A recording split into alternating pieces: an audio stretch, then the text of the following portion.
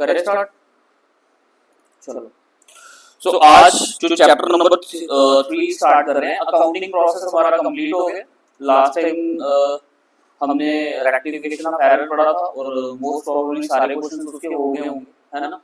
नहीं किए तो फिर भाई दोबारा अटेम्प्ट देनी पड़ेगी ना, कोई दिक्कत नहीं है। बट जो भी टास्क आपको घर के लिए दिया जाता है उसको कंप्लीट किया करो ऑन टाइम, समझ आई बात। रिवीजन के टाइम पे जब आपके एग्जाम टेस्ट सीरीज हम लेंगे उस टाइम पे सिर्फ मैं आपके डाउट क्लियर कर सकता हूँ। ये कहोगे ना सर ये वाला टॉपिक दोबारा समझाओ, तो वो पॉसिबल नहीं है किसी भी एंगल से, ठीक है। तो आपने रिवीजन के टाइम पे नहीं पूछना मुझे कि सर ये टॉपिक हमारा नहीं हुआ या रह गया। इसलिए जो अभी कर रहे हैं हम सिलेबस कंप्लीट के टाइम पे आपने घर पे जाके प्रॉपर होमवर्क कंप्लीट करना है, क्लियर। चलिए बीआरएस करनी है हमने बेटा। बीआरएस क्या होती है पहले इसका कॉन्सेप्ट सीख लेते हैं हम, ठीक है। जो मैं बोलने वाला हूँ उसको ध्यान से सुनना है आपने, ठीक है। दो चीजें होती हैं बेटा। फर्स्ट वाली इसके ऊपर एक पेज ऐड कर लेता हूँ, साथ साथ आपको और भी थोड़ा आइडिया हो जाएगा जो मैं बताना चाहता हूँ।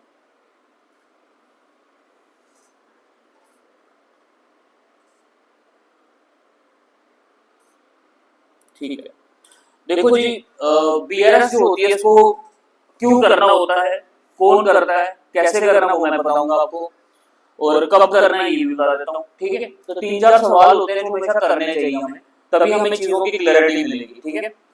देखो होता क्या है, एक बिजनेसमैन अगर एग्जांपल के लिए, ठीक है,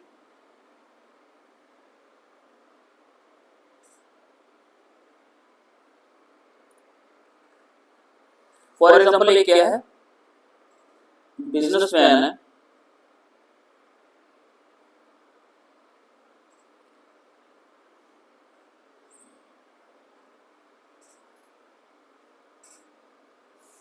ये इसका बिजनेस है एग्जांपल के लिए।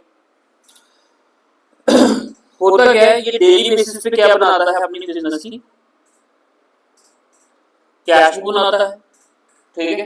कैश बुक में कौन कौन से कॉलम होते हैं हम पढ़ कर आए हैं पीछे, कैश एंड बैंक कॉलम, ये तो आती होगी बनाते, है ना। बट बिजनेसमैन का एक खाता होता है बैंक अकाउंट। फॉर एग्जांपल हमारा बैंक है एचडीएफसी बैंक, क्या है, इस बिजनेसमैन का खाता कहाँ पे, करंट अकाउंट एचडीएफसी बैंक में, ठीक है। और इसके पास भी हमारे जो करंट अकाउंट जो हम ट्रांजैक्शंस करते हैं तो बैंक के पास भी रिकॉर्ड होता है कि नहीं होता। तो बैंक की क्या होती है बेटा, पासबुक होती है, देखी होगी सबने पासबुक कैसी होती है ना। तो बस आपने याद रखना है बिजनेसमैन, अब अच्छा कैश बुक कौन प्रिपेयर कर रहा है, अकाउंटेंट, और इनके भी कौन होते हैं, अकाउंटेंट्स होते हैं, क्लियर, समझ आ रही बात। फर्क कितना है, जो इधर का अकाउंटेंट है वो क्या मेंटेन करता है, बैंक की पासबुक को मेंटेन करता है, और जो मतलब बैंक का अकाउंटेंट होता है वो हमारे बिजनेस की किसको मेंटेन करता है, कैश बुक को मेंटेन करता है। समझ आ गया।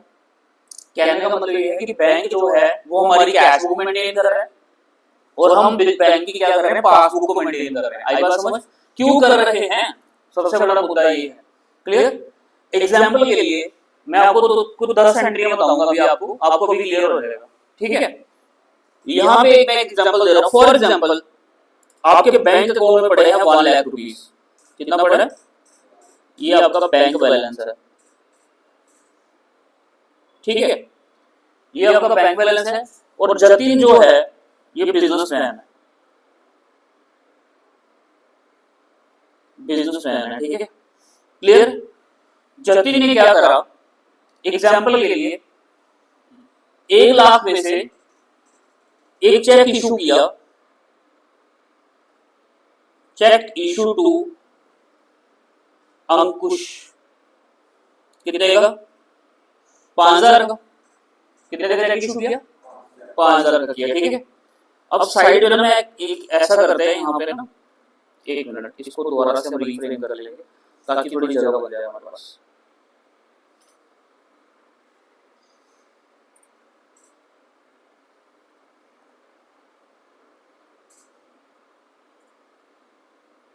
ये रिसिप्ट है हमारी, ये आ गया बैंक, ये पेमेंट्स है, और ये क्या आ गया, बैंक, ऐसी होती है कैश बुक, ठीक है।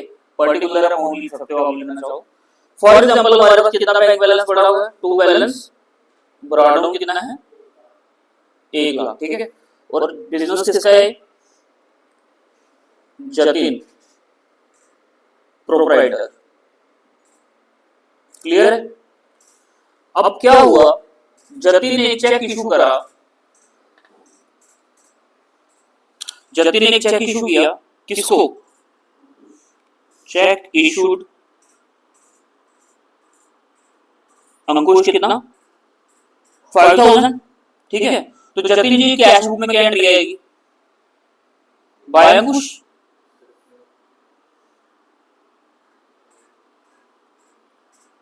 ठीक है। आपने जैसे चेक इशू किया अंकुश को, आपने इस एंट्री को क्या कर दिया, यहाँ पे पोस्ट कर दिया, कोई दिक्कत तो नहीं है, ठीक है। यहाँ पे एक छोटा सा ना डेट को कॉलम बना लेता हूँ ताकि थोड़ा और आइडिया हो जाए। आई क्या डेट है 12, तो फॉर एग्जांपल हमारे पास ये बैलेंस बचा था 1 मई को, कब है ये, तो 12 को ये चेक इशू कर दिया, क्लियर है। अब जतिन के अकॉर्डिंगली उसके बैंक में कितना पैसा होना चाहिए, 95,000 होना चाहिए, समझ आ गई बात, क्योंकि 1 लाख में से 5 चले गए 95।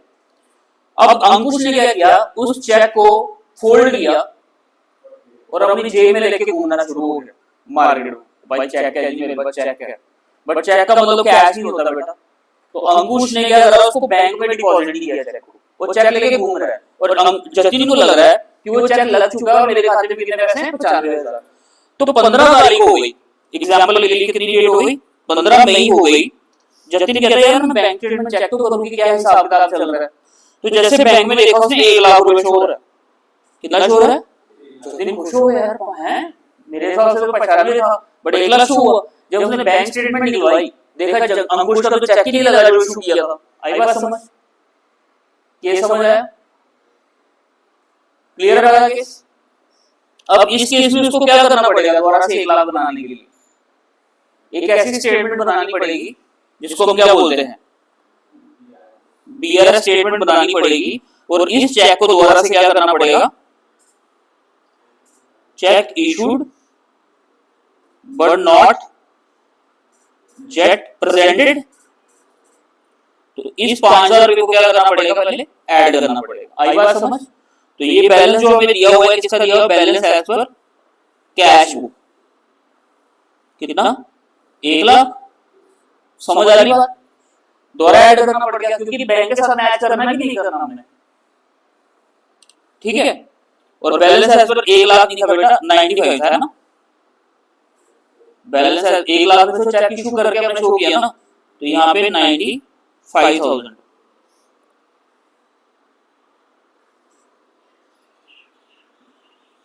तो 1 लाख दोबारा से हो गया, क्लियर।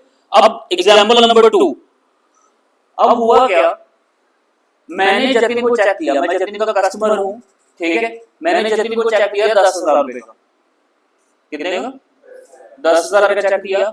अब जतिन जी थोड़े बिजी हैं, बिजनेसमैन बंदे हैं, तो इनको दिमाग में नहीं रहा, इन्होंने चेक पता नहीं गले में रख दिया, अपने कैश बॉक्स में रख दिया, कहीं टेबल में जब बैठ के तकिए के नीचे रख दिया घर पे। तो अपने अकॉर्डिंगली अकाउंटेंट को बोला कि भाई सर का चेक आया तो इधर ना ऐड कर ले। तो यहाँ पे ऐड कर लेंगे टू करुण, कितना 10,000 रुपए, ठीक है। क्या डेट पे, फॉर एग्जाम्पल 15 तारीख को, क्लियर है। 15 तारीख को हमें चेक आ गया मेरे से, तो इस एंट्री को क्या बोलेंगे हम, check deposited but not jet collected, clear है। मैंने चेक दे दिया 10,000 रुपया, बट अभी तक बैंक में लग गया या क्लियर नहीं हुआ, ये भी हो सकता है बैंक में लग गया और क्लियर नहीं हुआ। तो अकॉर्डिंग टू दिस बैंक में कितना पैसा होना चाहिए जतिन के, 1,10,000। फिर 20 तारीख के करीब से अपनी स्टेटमेंट चेक करी और वहां पे कितना शो कर रहा था, 1 लाख रुपए शो कर रहा था। तो इसको दोबारा से उस चेक को क्या करना होगा, लेस करना होगा। आई बात समझ, क्योंकि बैंक के बैलेंस के साथ हमें क्या करना है, मैच करना है, क्लियर है आपको। Check deposited but not yet clear. समझ आ रहा है आपको? ठीक है, एक और चीज कर लेते हैं। फॉर एग्जाम्पल, जतिन ने कोई इंश्योरेंस करा रखा है अपना। क्या करा रखा है? इंश्योरेंस करा रखा है, और बैंक से उसकी क्या कराई हुई है? नैच करा रखी है। नैच होती है, ऑटोमेटिकली पेमेंट डिडक्ट हो जाती है खाते से, ठीक है। या फिर कोई मतलब रैकरिंग लगा रखी है कि पैसा कटता रहे मेरे महीने, जो भी मेरी प्रीमियम बनता रहेगा। तो फॉर एग्जाम्पल, जतिन ने 7,000 रुपए प्रीमियम के पे किए, ठीक है। तो यहाँ पे नरेशन देखेंगे हम, premium paid by bank on the behalf of customer या बिजनेसमैन।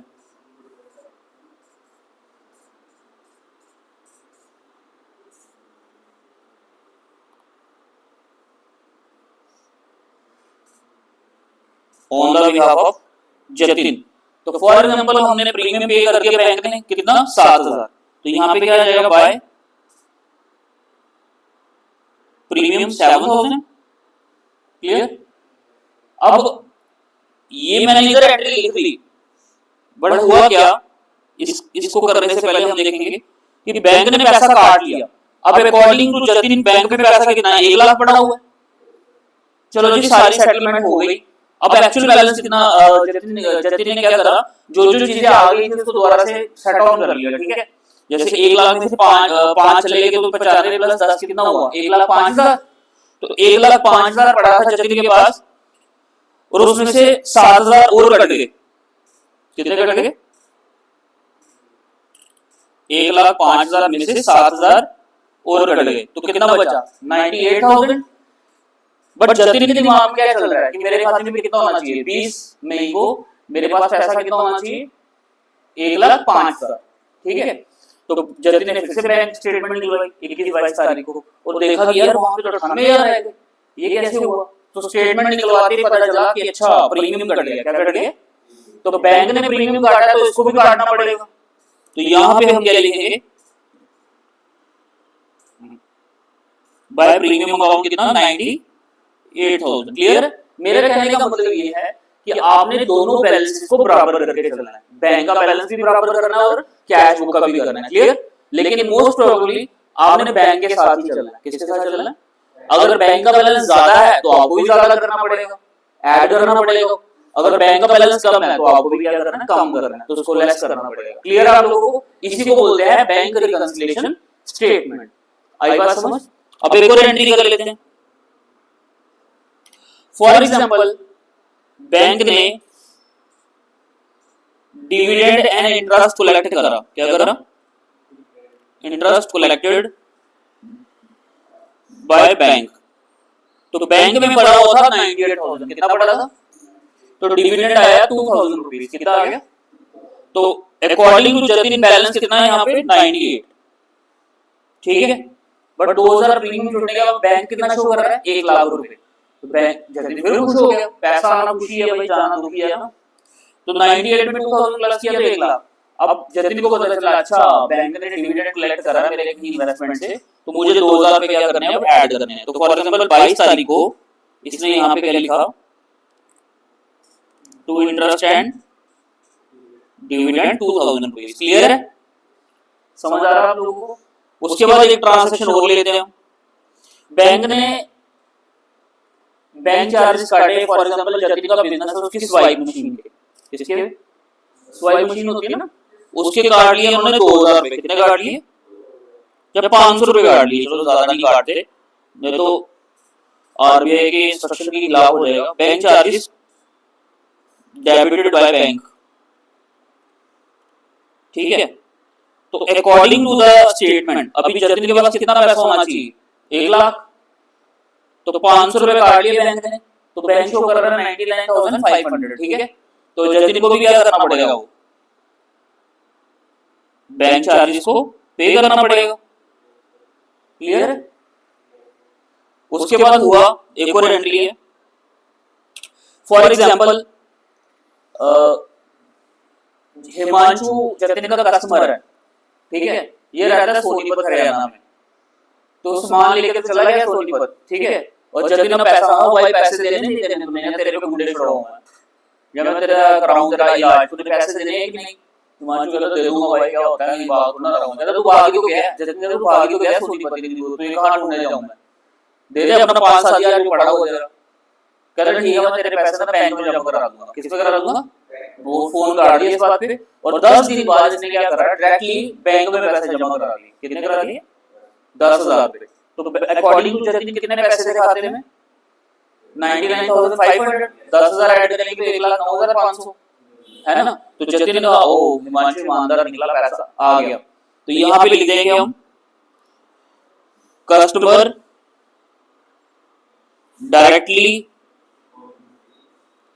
डिपॉजिटेड into bank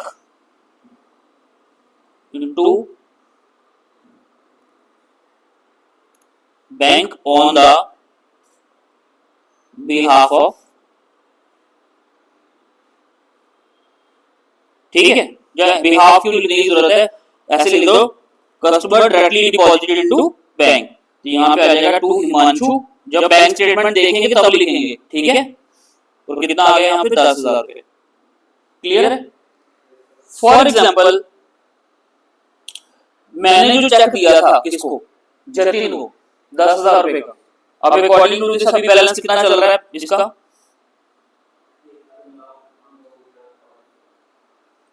ठीक है, 1,09,500। तो 10,000 रुपया अब मेरा लगा हुआ बैंक में इसका। फॉर एग्जाम्पल वो चेक क्या हो गया? बाउंस हो गया, मेरे पास पैसे नहीं थे तो वो चेक बाउंस कर दिया बैंक ने, ठीक है। बट इसको कोई इन्फॉर्मेशन नहीं है, जतिन को कोई इन्फॉर्मेशन नहीं है, तो ये क्या करेगा? उसको माइनस कर लेगा। क्या कर लेगा? यहाँ पे लिख देंगे चेक डिसऑनर। क्या लिखेंगे?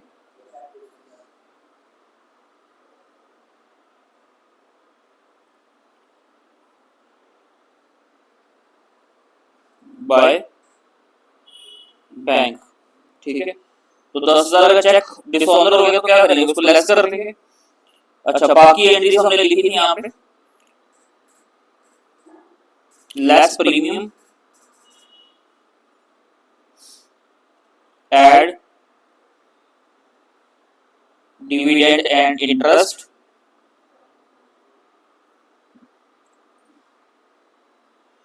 लेस बैंक चार्जेस, ठीक है, add customer directly deposited into bank, और लेस क्या करेंगे? चेक डिसऑनर, ठीक है। वैसे मैं फॉर्मेट करवा देता हूँ, आपको कोई दिक्कत नहीं, बट फिलहाल के लिए थोड़ा आइडिया लेने के लिए आपको समझ। अब मुझे बताओ कोई डाउट तो नहीं है आपको बैंक रिकंसिलिएशन के कॉन्सेप्ट में? ठीक है, समझ आ गया सर आपको? ठीक है, तो अब इसका फॉर्मेट है मैं आपको करवा देता हूँ। वैसे यही फॉर्मेट है जो मैंने आपको बताया है यहाँ पे, ठीक है, बट फिर भी थोड़ा सा और बढ़िया तरीके से मैं आपको ऐड करवा के दिखाता हूँ। चलिए जी, इसका फॉर्मेट करते हैं अब हम।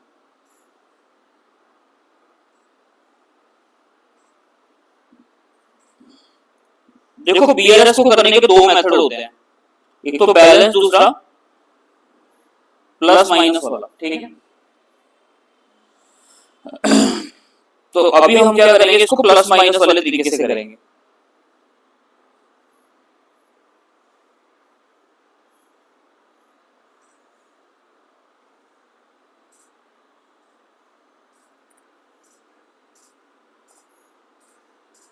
प्लस माइनस, ठीक है, ये आ गया आपका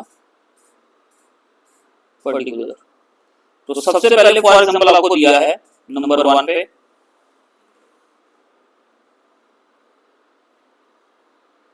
balance as per cash book, ठीक है, उसको प्लस में लिखना आपने, उसको किस में लिखना? प्लस में। उसको ऐड करोगे इसमें check issued but not jet presented, इसको क्या कर लेंगे, ऐड। फिर और क्या ऐड होता है इसमें हमारा, इंटरेस्ट, अच्छा सॉरी, जब हम प्लस माइनस लिख रहे हैं ना तो यहाँ पे ऐड लिखने की जरूरत नहीं है, यहाँ पे क्या आ जाएगा 2 3, ठीक है। Interest and dividend collected by bank, ये भी कर लिया प्लस, ठीक है। 4 नंबर पे आ गया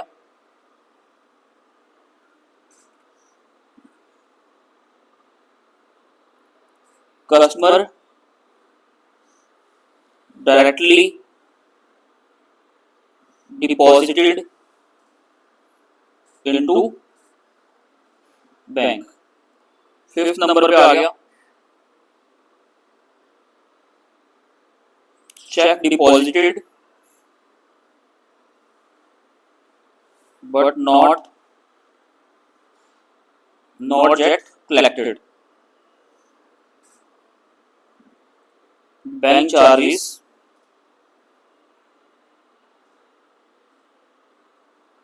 debited by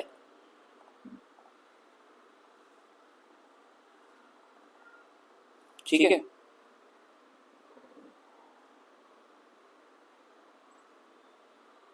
insurance premium paid by bank as per standing instruction, ये भी क्या कर देंगे, लेस। और यहाँ पे आ जाएगा आपका बिल डिसऑनर्ड, तो ये भी क्या करेंगे, माइनस, ठीक है। टोटल करेंगे, प्लस वाली साइड का सेम टोटल यहाँ लिखेंगे, और यहाँ पे जो बैलेंस आ जाएगा इसको बोलेंगे बैलेंस एज पर पास। देखो सबसे बड़ा बात यही है, मैंने बाकी चीजें इसलिए बताई अभी क्योंकि सबसे बड़ी बात है कि अगर आपको ये वाला कॉन्सेप्ट समझ आ गया ना कैश बुक पासबुक वाला, तो बाकी चीजें आपके लिए मजाक इजी हो जाएंगी काफी ज्यादा, ठीक है। वैसे इसमें दो ही चीजें जो सबसे इंपॉर्टेंट है करने वाली, favourable balance as per cash book, favourable balance as per passbook. अगर कैश बुक है तो ये आइटम जो हमने ऐड माइनस किए हैं ऐसी रहेंगी, अगर पासबुक पे आ जाएगी तो जो चीजें यहाँ पे ऐड है वहां पे क्या हो जाएगी, लेस, और जो लेस है यहाँ पे क्या हो जाएगी, ऐड। बस इतना सा फर्क है, बाकी कोई भी चेंज नहीं है। इसलिए मैंने ज्यादा इसी पे आपको फोकस करवाया, इसी पे ज्यादा कॉन्सेप्ट सिखाने की कोशिश की। क्लियर? लो जी, ये फॉर्मेट उतार लो जिसने किया हुआ है, ठीक है, नहीं तो है आपके पास, ठीक है। किस पे है कॉपी? कहाँ है कॉपी?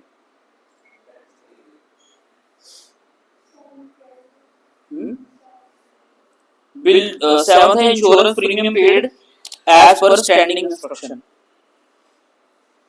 अगर आपके बिहाफ पर बैंक क्या कर देता है, प्रीमियम पे कर देता है, हमने सीखा होगा,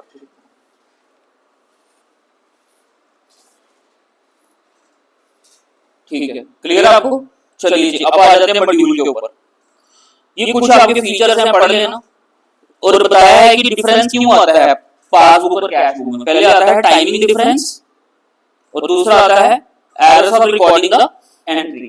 तो ये दो ही चीजें हैं जिसकी वजह से ये डिफरेंस आते हैं, जिसकी वजह से हमें रिकंसिलिएशन करना जरूरी है। क्लियर?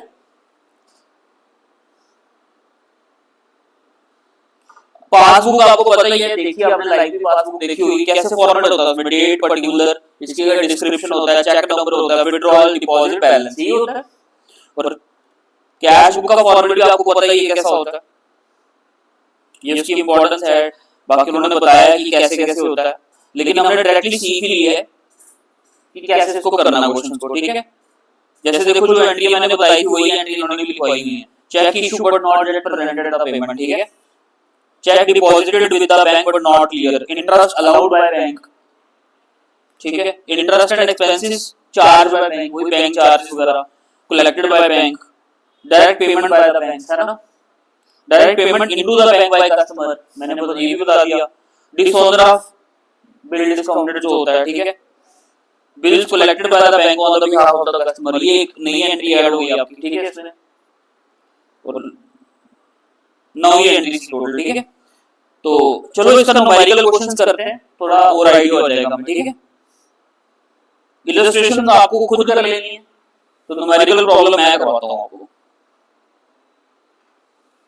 काफी इलस्ट्रेशन है, इससे आपका कॉन्फिडेंस काफी बढ़ जाएगा, बट न्यूमेरिकल प्रॉब्लम करने से क्या होगा कि हमें थोड़ा और पता चलेगा कि भाई कैसे अटेम्प्ट करना है।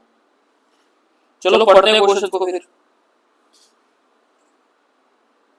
ये देखो प्रैक्टिकल प्रॉब्लम आपका आ गया।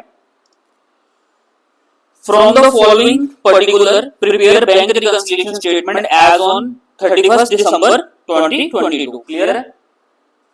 On 31st December 2022, the cash book of the firm showed a bank balance कितना 60,000। तो balance as per cash book दिया हुआ आपको कितना 60,000।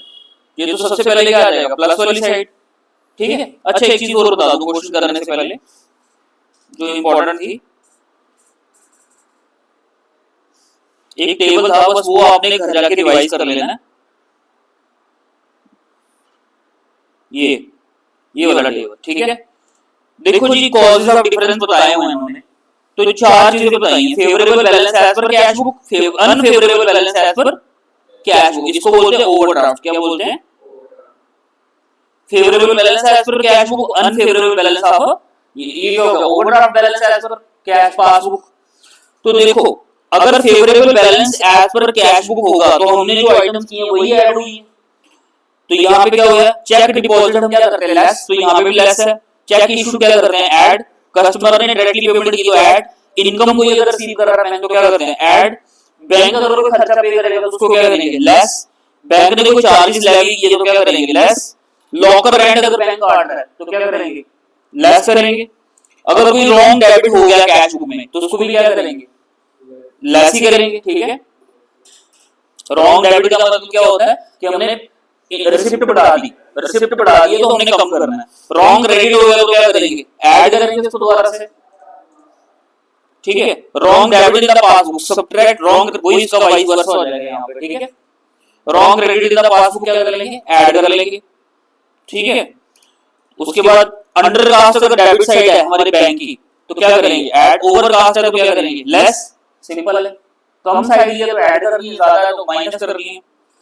अंडर कास्ट अगर क्रेडिट साइड हो रही है तो क्या करेंगे सब्ट्रैक्ट, अंडर का ओवर कास्ट अगर क्रेडिट साइड हो रही है तो क्या करेंगे ऐड, ठीक। बिल्स रिसीवेबल अगर बैंक ऐड कर रहा है तो क्या करेंगे ऐड, इंटरेस्ट और बैंक अगर चार्ज कर रहा है तो क्या करेंगे सब्ट्रैक्ट। समझ आ गई बात?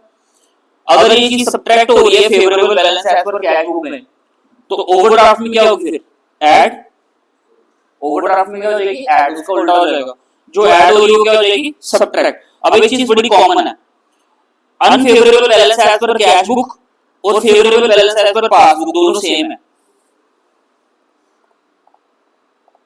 समझ आ गई बात? Unfavourable balance as per cash book और balance favourable balance as per passbook दोनों क्या होते हैं सेम, तो आपको ज्यादा कंफ्यूजन नहीं होगी। और favourable balance as per cash book और unfavourable balance as per passbook दोनों क्या होते हैं सेम। क्लियर है? क्लियर है? तो आपने बस साइन चेंज करने हैं, बाकी आइटम आपकी गिवन रहेंगी। तो ये टेबल आपने अच्छे से पढ़ लेना घर जाकर, ठीक है। करें न्यूमेरिकल प्रॉब्लम,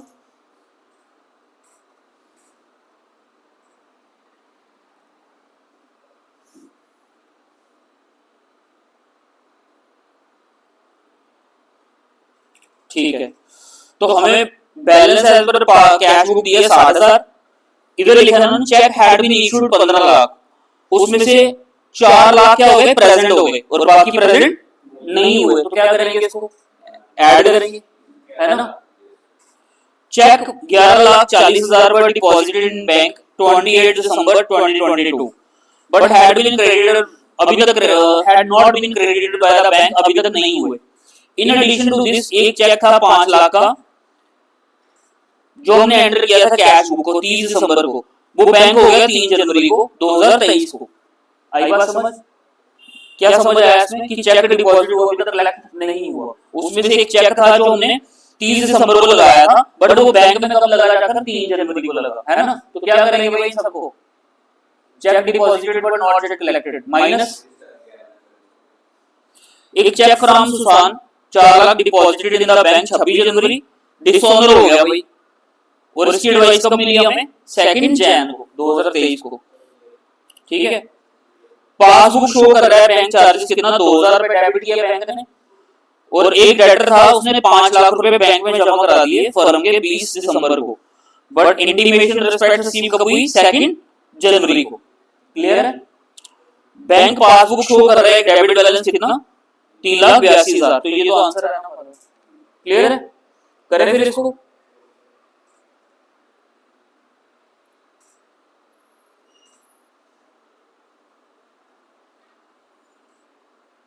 चलो जी इसके नीचे मैं पेज ऐड कर लेता हूं और यहाँ पे क्वेश्चन करते हैं।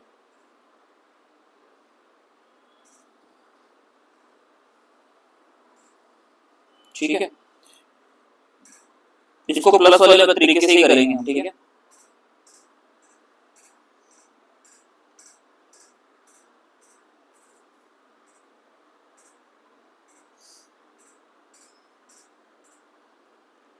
ये आ गया प्लस, ये आ गया माइनस,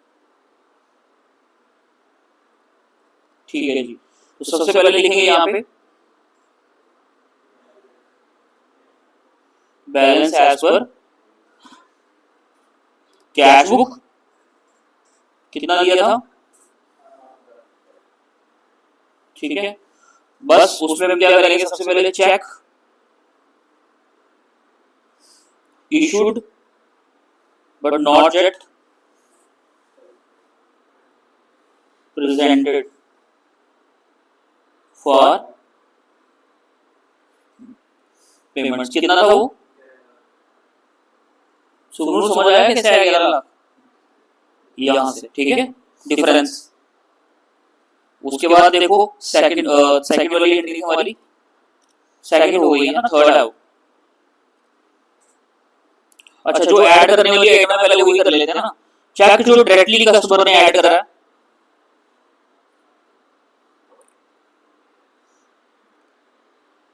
डिपॉजिटेड बाय आ कस्टमर,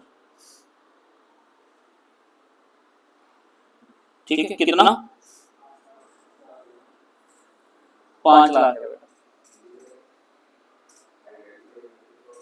ठीक है। अब इसमें आप, मैंने वैसे शॉर्ट ही लिख रहा हूं, आप इसमें ये भी लिख सकते हो but not recorded in cash book. Clear है। उसके बाद जो लेस वाली आइटम्स है वो लिखेंगे हम यहाँ पे, चेक डिपॉजिटेड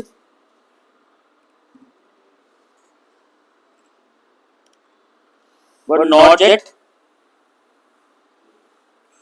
कलेक्टेड, कितना भाई,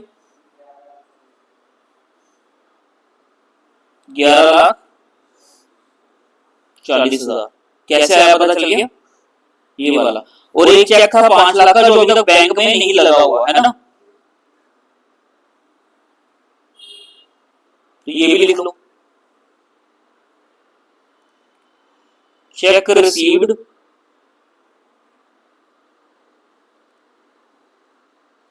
and recorded in cash book but not yet banked।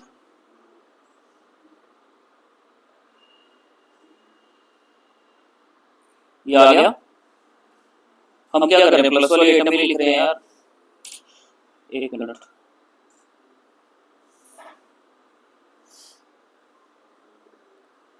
ये आ गया हमारा इसका 11,40,000 और यहाँ पे आ गया 5 लाख, ठीक है। आप चाहो तो डिटेल एंड अमाउंट वाले कॉलम से भी कर सकते हो, कोई दिक्कत नहीं है। उसके बाद एक चेक डिसऑनर हुआ हमारा,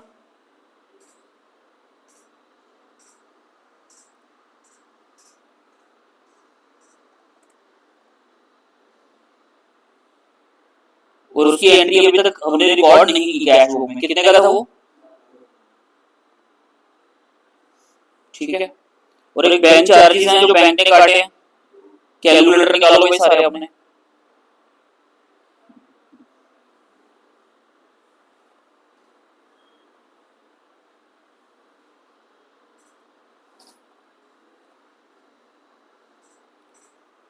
कितना वो 2000,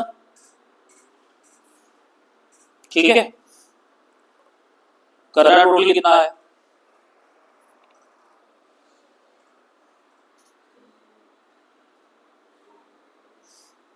ये आ गया 16,60,000। सेम टोटल लिखेंगे हम 16,60,000 और यहाँ पे माइनस करके जो आएगा उसको बोलेंगे balance as per passbook. Minus वाला पड़ा है तो बताओ कितना आया फिर,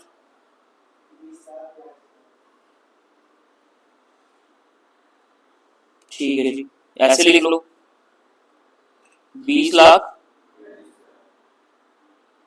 मतलब माइनस वाला पड़ा है हमारे पास। सेम टोटल यहाँ लिखेंगे तो कितना आ गया हमारा माइनस करके,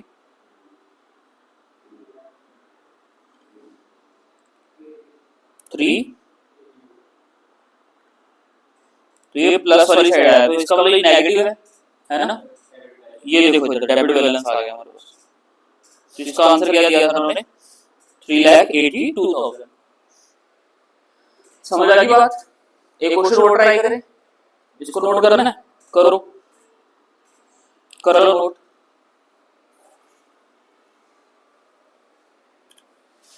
शाबाश।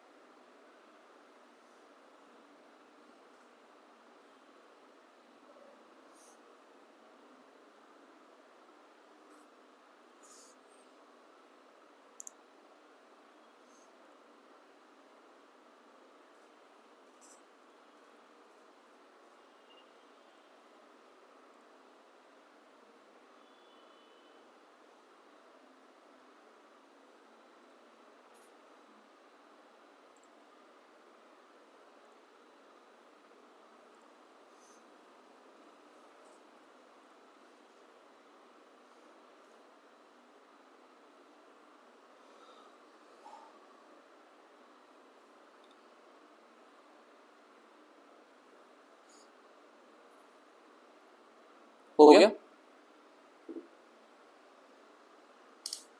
ठीक है। तो अभी हम करने वाले हैं क्वेश्चन नंबर सेकंड, ठीक है। इन्होंने बोला है according to the cash book of Gopi there was a balance 44,50,000 in his bank 30 June 2022 तक का, ठीक है। On investigation you find that,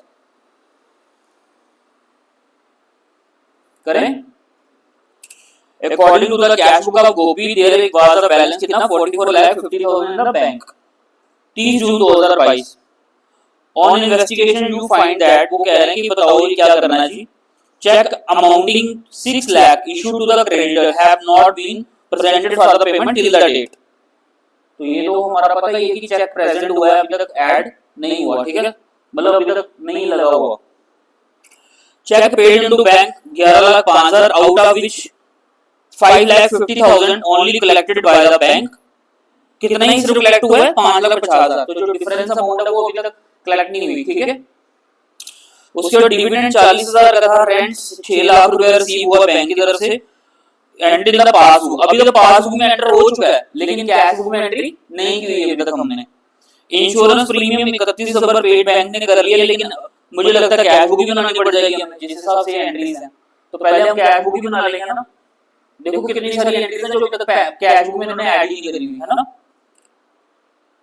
payment side of the cash book had been under cast, payment side जो है, payment side कौन सी होती है, credit side, तो वो क्या है अंडर कास्ट है 5,000 रुपए, बैंक चार्जेस है 15,000 रुपए बैंक पासबुक में शो कर रहे हैं, अकाउंटेंट बड़ा ढीला है भाई इसमें, आई बात समझ, तो उसने कैश बुक में कोई भी बैलेंस ऐड नहीं किया अभी तक।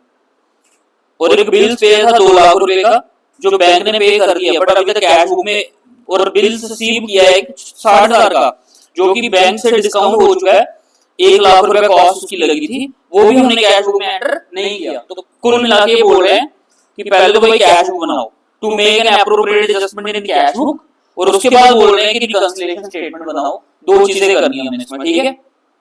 तो यहाँ पे हम बना लेते हैं क्वेश्चन नंबर 2 लिखकर, ठीक है।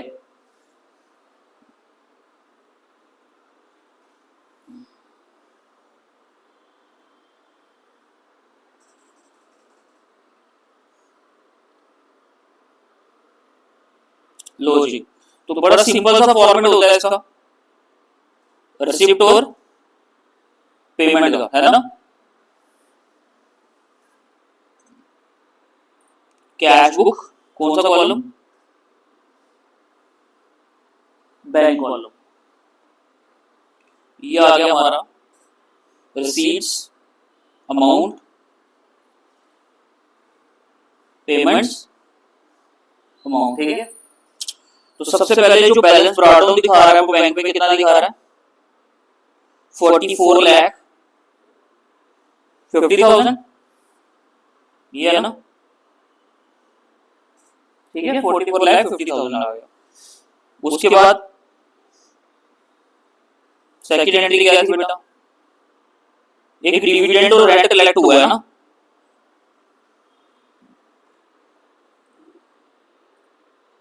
डिविडेंड कितना आया 40,000, और रेंट कितना है,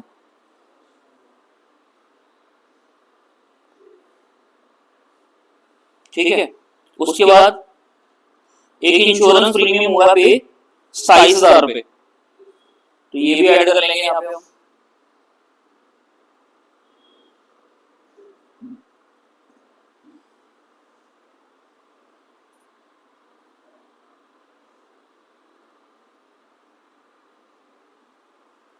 क्लियर है। अच्छा जी, उसके बाद एक अंडर कास्ट वाली साइड थी ना 5,000 रुपए, तो भाई इसको भी क्या कर लेना, ऐड कर लेना, ऐड ही करते हैं under cost by under cost ही लिख लो, या करेक्शन ऑफ एरर भी लिख सकते हो आप, ठीक है। कितना आ गया 5,000। उसके बाद बैंक चार्जेस थे शायद, है ना, बैंक चार्जेस 1,500 रुपए थे जो हमने नहीं ऐड किए,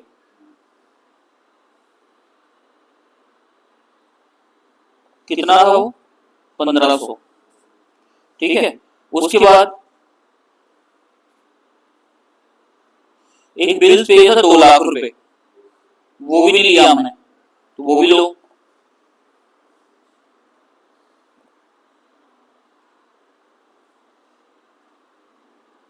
ठीक है। उसके बाद एक बिल रिसीवेबल था 60,000 का, और 1,000 रुपए उसके खर्चा आया, डिस्काउंट हुआ, तो कितना लिखेंगे यहाँ पे 50, समझ आया बेटा। जो बिल डिस्काउंट हो जाता है बैंक अपने चार्जेस काट लेता है, उसमें कॉस्ट हमारा 1,000 रुपए खर्चा था, तो हमें कितना रिसीव हुआ होगा 50 नहीं, करना कैलकुलेटर पे कितना आता है बेटा कितना आ रहा है इसका? ठीक है जी।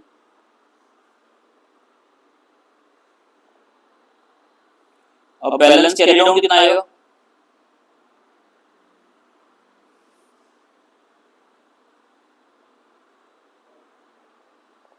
करो माइनस।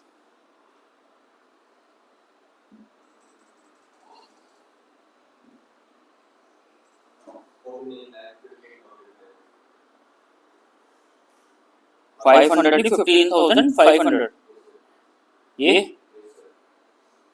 ठीक है जी, ये आपके पास बैलेंस आ गया। अब हमें क्या बनाना है इधर, इसके साथ ही बीआरएस स्टेटमेंट बनानी है। बीआरएस, ठीक है। अब इसको हम करते हैं दूसरे मेथड से, डिटेल्स अमाउंट से, ठीक है, दोनों से आइडिया हो जाएगा और क्या। तो यहाँ पे हमें जो बैलेंस दिया हुआ है कितना दिया हुआ है? अभी निकाला हमने ये वाला। इसको लिखेंगे adjusted balance as per debit balance है तो डेबिट लिखेंगे। कैरी डाउन ड्रॉ डाउन हो गया ना ये, ठीक है। अच्छा जी, उसके बाद हम क्या करते हैं यहाँ पे, चेक जो हमने इशू किए थे, देखना पहली एंट्री में कितना था, बट नॉट येट प्रेजेंटेड। ये था हमारा कितना, 6 लाख रुपए, ठीक है। सुनू समझ आ रहा है? और लेस कर लेंगे जो check deposited but not yet collected, कितना था वो? डिफरेंस ले लेना होता है ना। हाँ, इनका डिफरेंस आ जाएगा 5,55,000।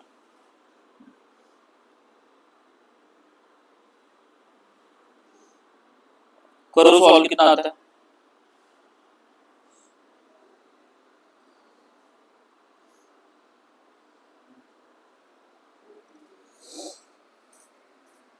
कैलकुलेटर है, लेने क्या आए हुए यहाँ पे?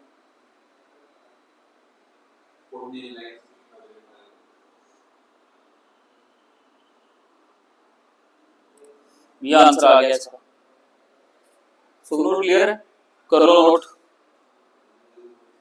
क्वेश्चन नंबर सेकंड है, ठीक है। अब ये क्वेश्चन हम करेंगे पासबुक के अकॉर्डिंगली, क्वेश्चन नंबर 4, ठीक है। और फिर मैं दूंगा आपको प्रैक्टिस करने के लिए। कल का दिन हम प्रैक्टिस ही करेंगे। अगर हो सके तो घर से भी, आप घर से इलस्ट्रेशन करके आना, और कल हम यहाँ पे न्यूमेरिकल करेंगे, ठीक है। क्योंकि 10 के करीब इलस्ट्रेशन हैं और टोटल 9 के 10 प्रैक्टिकल्स हैं इसके। कॉन्सेप्ट क्लियर है हमें तो फिर हम आराम से कर सकते हैं।